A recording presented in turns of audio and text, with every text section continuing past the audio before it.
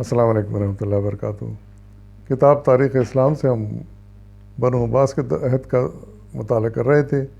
پچھلے مضمون میں ہم نے پڑھا کہ کس طرح ہلاکو خان بغداد میں آیا اور اس نے تباہی مچا دی، بغداد کو تباہ برباد کر دیا، اور وہاں کے جو آخری خلیفہ تھے بنو عباس کے، خلیفہ معتصم مستعصم، ان کو اور ان کے خاندان کو قتل کر دیا اس نے، اور اس طرح بغداد میں عباسی حکومت کا مکمل طور پر خاتمہ ہو گیا۔ عباسی دور میں ہی ایک اور حکومت تھی جو بڑی مضبوط ہو گئی تھی، گو کہ خود مختار تھے وہ، لیکن تھے وہ مسلم ہیں، لیکن ان کا عقیدہ اسماعیلی شیعہ فرقے کا عقیدہ تھا۔ یہ حکومت فاطمی حکومت کہلاتی ہے اور یہ مصر میں قائم ہو گئی تھی۔ اس کا کچھ احوال ہم پڑھتے ہیں۔ یہ حکومت شمالی افریقہ میں عبید اللہ مہدی کے ہاتھوں 296 ہجری میں بمطابق 908 عیسوی میں قائم ہوئی۔ اس خاندان کے چوتھے فرما روا المعاذ نے 362 ہجری میں مصر پر قبضہ کیا، اور اس سال سے لے کر 566 ہجری تک مصر میں اسی خاندان کا خطبہ پڑھا جاتا رہا۔ اس کے بعد صلاح الدین ایوبی نے اس حکومت کا خاتمہ کیا تو پھر مصر میں خلفائے عباسیہ کے نام کا خطبہ پڑھا جانے لگا۔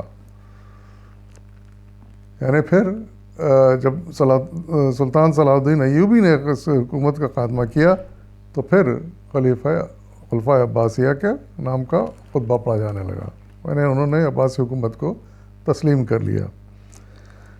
اس خاندان کے 14 خلیفہ ہوئے، جن میں سے پہلے 5 کے دور میں یہ حکومت ترقی پذیر رہی، لیکن اس کے بعد اس کا دور انحطاط شروع ہو گیا۔ مذہبی حالت، یعنی اس حکومت میں مذہب کی کیا صورتحال تھی؟ اس حکومت کے فرما روا مذہب و عقیدے کے لحاظ سے اسماعیلی شیعہ تھے، جنہوں نے اپنے مذہب کی تبلیغ کے لیے ہر ممکن کوشش کی، لیکن وہ جانتے تھے کہ ان کی حکومت اسی صورت میں مستحکم رہ سکتی ہے جب کہ رعایا کی اکثریت ان کی ہم عقیدہ ہو۔ اس مقصد کے حصول کے لیے اس خاندان کے ایک وزیر یعقوب نے اسماعیلی عقیدتوں کے مطابق قانون کی ایک کتاب تیار کی۔ خود یعقوب مسجد میں لوگوں کو اس کا درس دیتا تھا، اور جو لوگ اس کتاب کو یاد کرتے تھے ان کو حکومت کی طرف سے انعامات دیے جاتے تھے۔ اس کے برعکس دوسرے مذاہب کی فقہ کا مطالعہ قابل تعزیر قرار پایا۔ چنانچہ ایک شخص کے پاس امام مالک کی موطا پائی گئی تو اسے زودوکوب کیا گیا اور سارے شہر میں اس کی تشہیر کی گئی۔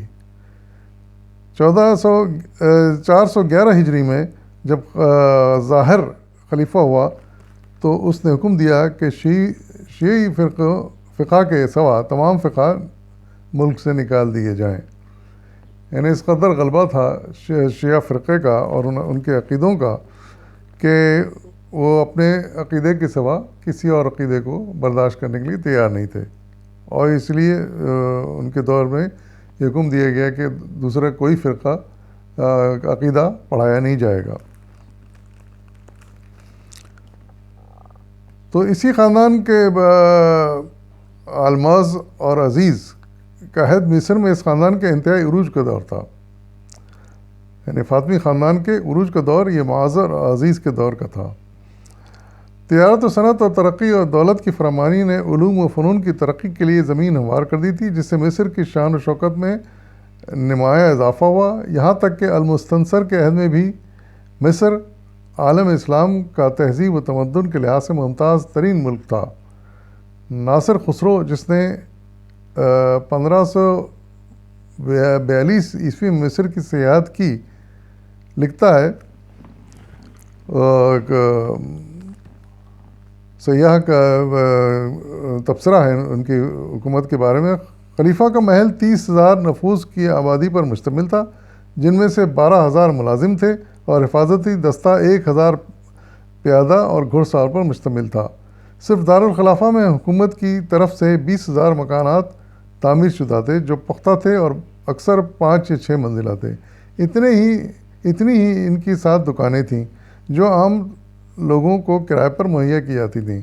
سڑکوں اور گلیوں میں روشنی کا خاص انتظام تھا، دکاندار مقررہ قیمتوں پر اشیاء فروخت کرتے تھے، اس کی خلاف ورزی کرنے والوں کی اونٹ پر بٹھا کر تشہیر کی جاتی تھی۔ امانت و دیانت کا یہ حال تھا کہ صراف اور ساہوکار بھی اپنی دکانیں بغیر قفل تالا لگائے یعنی چھوڑ جاتے تھے، کھلی چھوڑ دیتے تھے، مگر کسی کی مجال نہ تھی کہ کوئی کسی کی طرف آنکھ اٹھا کر بھی دیکھے۔ تو یہ وہ بہترین حالات تھے جو ان کے دور میں، ان کے عروج کے دور میں تھے، اور یہ عروج کا دور تھا جب وہ المعاذ اور عزیز وہ خلیفہ تھے مصر کے۔ پرانے فسطاط میں 7 جامع مسجدیں اور قاہرہ میں 8 تھیں۔ ہر طرف خوشحالی اور فارغ البالی کا دورہ تھا، یعنی مصر بھی اس وقت ایک نہایت مہذب اور ترقی یافتہ ملک بن گیا تھا یہ فاطمین کے دور میں۔